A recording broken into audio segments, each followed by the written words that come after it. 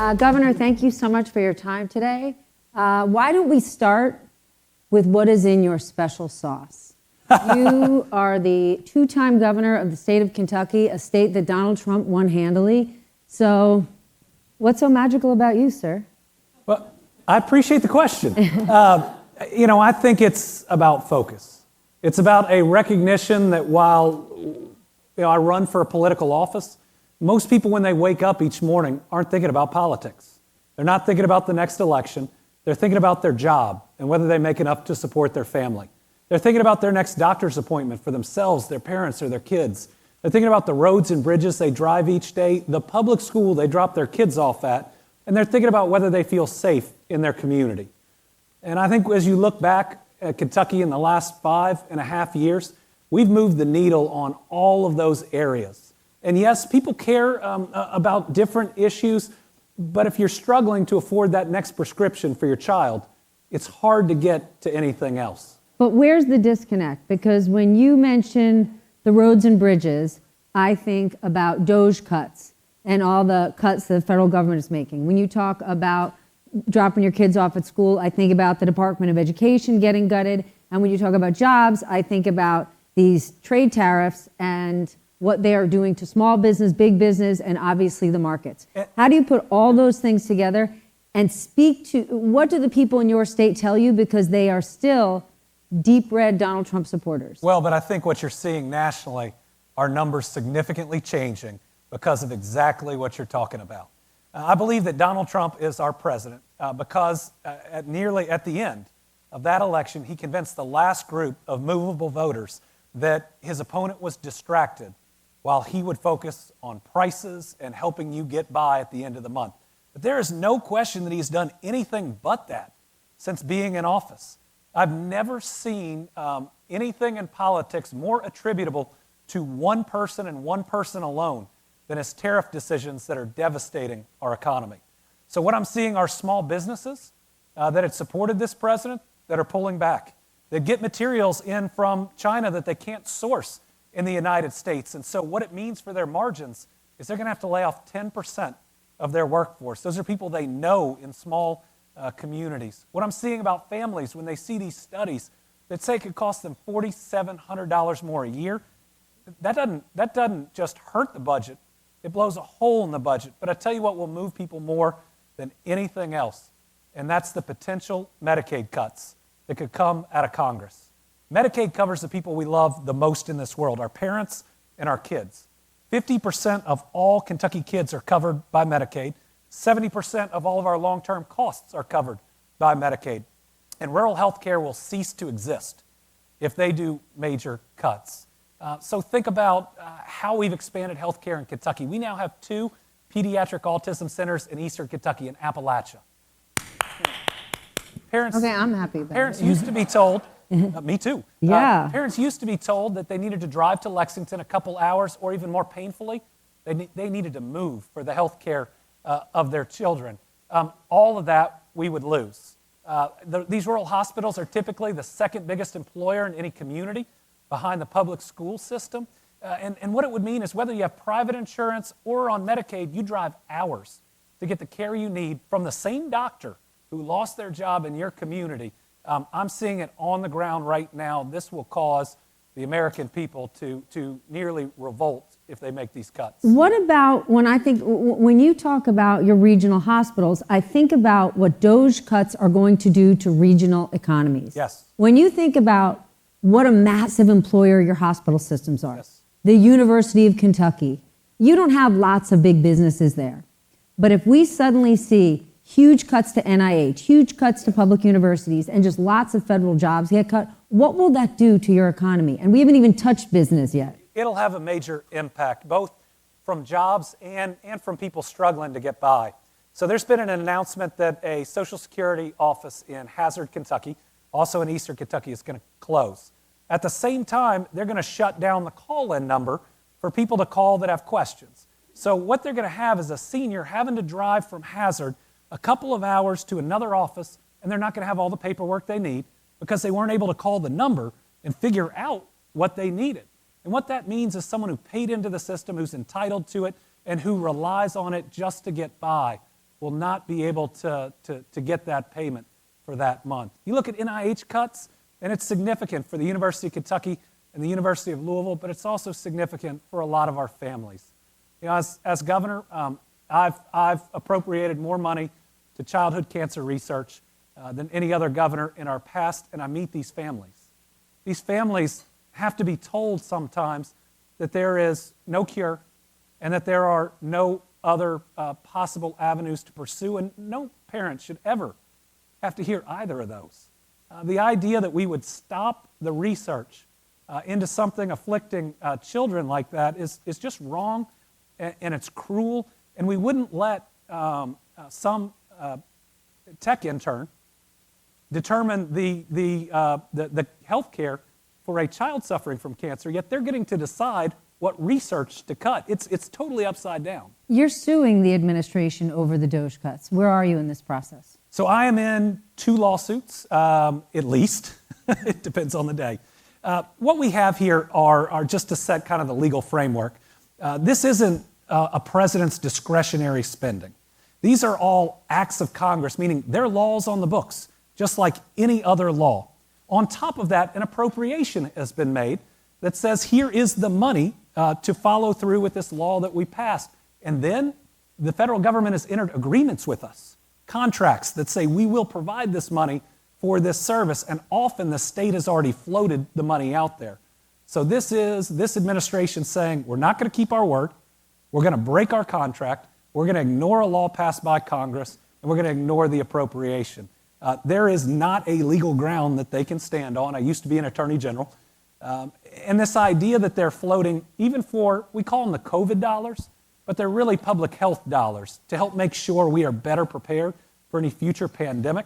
What they are claiming as their cause is pretty laughable in legal terms. So I'm guessing Elon Musk and the DOJ team don't know very much specifically about Kentucky voters.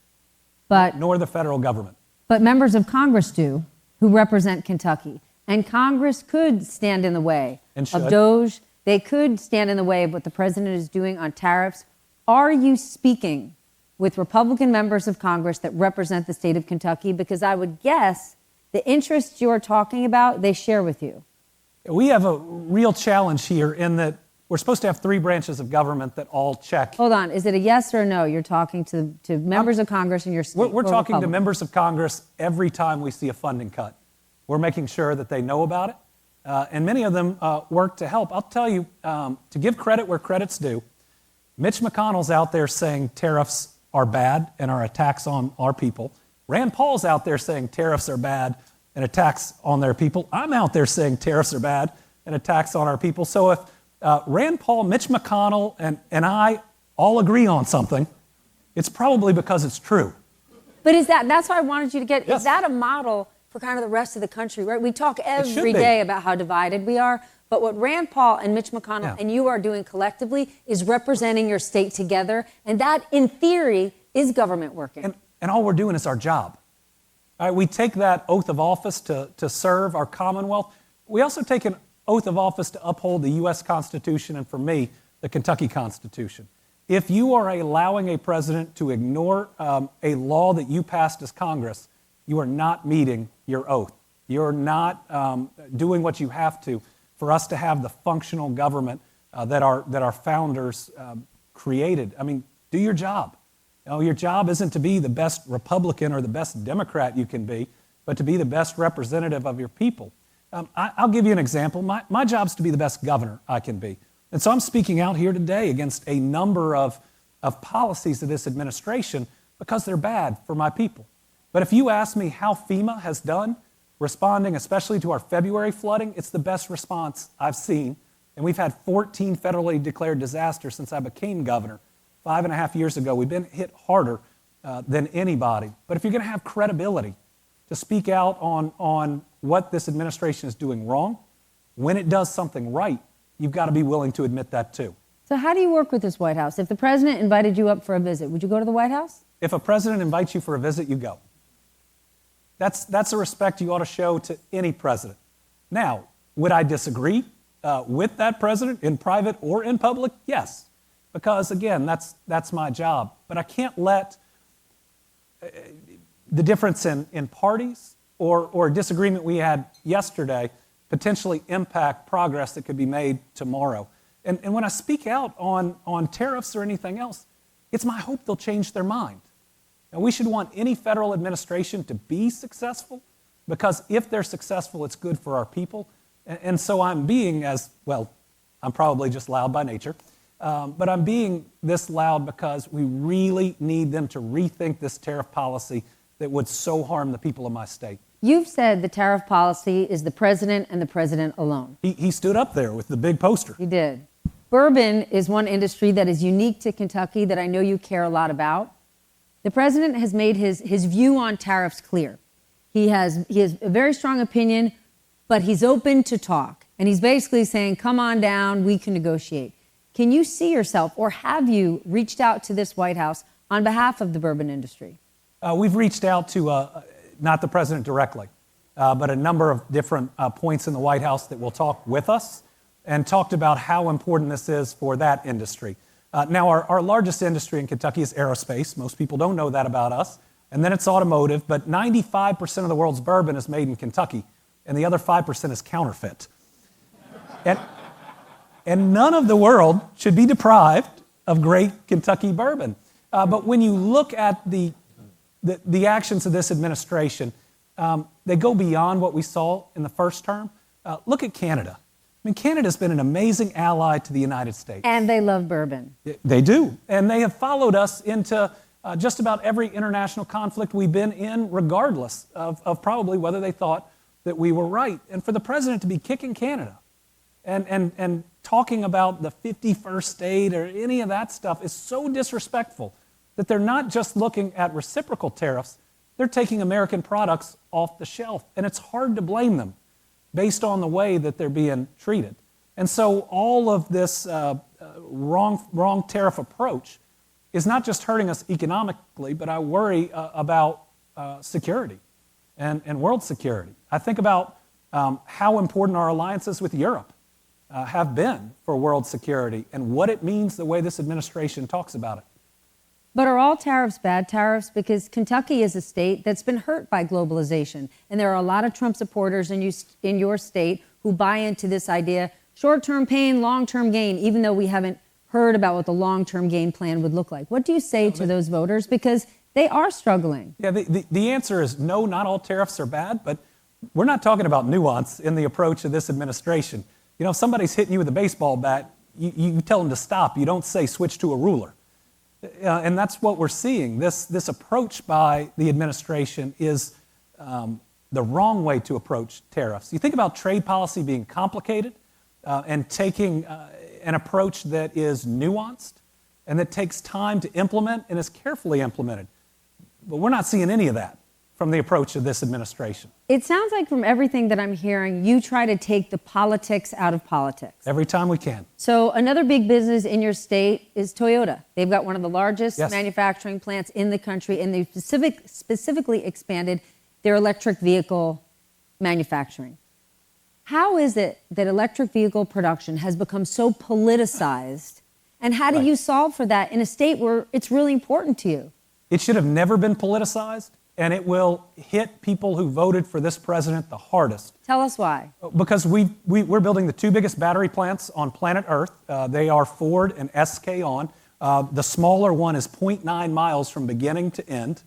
Together, it's a $5.8 billion investment with 5,000 new jobs. Just down the road, AESC is building a $2 billion battery plant with 2,000 jobs. We just announced a new battery storage plant that a company called Canadian Solar is building. You know, what matters most to people who fill those jobs isn't that it's a green job theoretically, it's a green job that helps their family, that puts food on the table. And a lot of people have tried to fight the future and no one's ever won. And electric vehicles are definitely the future. And supporting these factories would fall into everything else the president's talking about. He's talking about reshoring things that are made elsewhere in the United States. We are doing more of that with EV batteries than anything else, yet it's being attacked because of politics. But taking politics out of something is so important. Somehow, pre-K has become political in Kentucky. You know, we have 50% of our kids that show up not ready for kindergarten. We can afford universal pre-K, but it's somehow become this back and forth red and blue battle in Kentucky. Maybe it's that I'm for it, because I am. Every child deserves that good start. When you think about what worries you the most, is it the DOJ cuts? Is it the tariffs? Is it our approach to immigration right now? I would say it starts with those potential Medicaid cuts, because what it would mean to so many communities and the health of our people. I think right with that has to be tariffs that are going to devastate small businesses and big businesses alike. We have a company called Martin Rea, which is a Canadian company, and their parts go from Canada to Hopkinsville, Kentucky, to Mexico and back again. So that's almost an exponential tariff on that company that has about 500 jobs in one of our communities. But small businesses that get materials that are so necessary from other parts of the world, it's a huge challenge for them. The DOJ cuts, I'm worried that they're not trying to fix, but to break government. We can all act more efficiently. We can all try to fix something. But laying off 40% of people from a cabinet or an agency isn't fixing it. It's trying to break it. You didn't mention immigration. Immigration has been a winning issue for the president. He still thinks it will be, despite the fact that maybe these mass deportations are illegal. How do Democrats tackle this? Because it's been a really challenging one and still is today. So border security is national security. You should be for secure borders regardless of what party you're in. Illegal immigration is illegal, and we do have to enforce our laws. But these individuals are human beings. And the way that they're being treated and the due process that folks aren't getting, shackles on people's legs. I mean, these are children of God, regardless of where they're from, and even if they broke the law coming into our country. So the way we go about everything we do ought to support the rule of law, which is not happening here, but also ought to show our humanity to the world. You can do a tough thing, but you can try to do it in a humane way.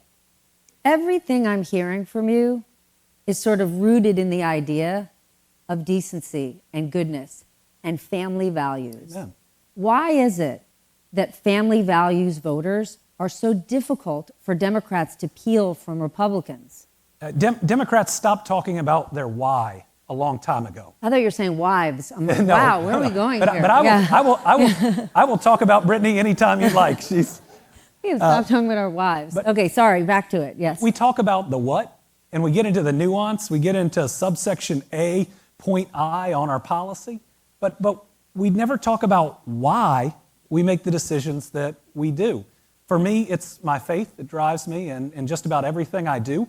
I remember back in my re-election year, I vetoed the nastiest anti-LGBTQ bill that I'd ever seen as governor. And when I explained why I did it, I said, I believe all children are children of God. And I don't want our General Assembly picking on these kids. You know, they're showing them hate. I want them to show that somebody loves them and cares about them. And it's my job to do the tough thing, especially when it's the hardest. And I'll never forget the next day, I'm at an event, and I got a guy walking up to me, and I thought, oh my. But he sticks out his hand and he says, Governor, I'm not sure I agree with what you did, but I know you're doing what you think is right. So if we can get to that why, maybe we can have the grace and the space to have real conversations and maybe argue a little bit less. All right, I know I'm out of time, but then let me just ask you, you're also taking a different approach than some of your other Democratic colleagues in who you speak to. You spend a lot of time speaking directly to Trump voters, but not sort of right-wing elites. When we look at the governor of California, right? He, like you, has a new podcast out, and he is speaking to the Steve Bannons, the Charlie Kirks. You're not going you're taking a different approach. Can you explain? Well, thank you for the plug for the Andy Beshear podcast. My goal on this kind of goes back to COVID. When there's such scary news that's out there or difficult, stressful news. Right now, the news hits you minute after minute after minute. And people started talking to me about how we would do a daily update where we would work through it, but do it in a calm way to where people felt like they had the information that they needed, but felt refreshed and ready to take on the world at the end of it. Is it to combat misinformation? Because without that daily update, yes, the vacuum of misinformation, especially in states like Kentucky, is huge. And so we take the topics of the day and we try to have a conversation amongst friends. We have some important guests that come on, but then I have a friend on there of mine who's a Democrat and a friend who's a Republican. But we all have the same values, and we talk through the challenges that are out there, and I'm hoping it helps everybody else process that too, because this is a tough time on all of our health and our mental health and just the chaos that feels like it's coming out of D.C. I wanted to create a space where people could come, learn a little something, but ultimately get that recharge they need to face the day. Standing in the light. Governor, thank you for your time. I appreciate it. Thank you. Thanks.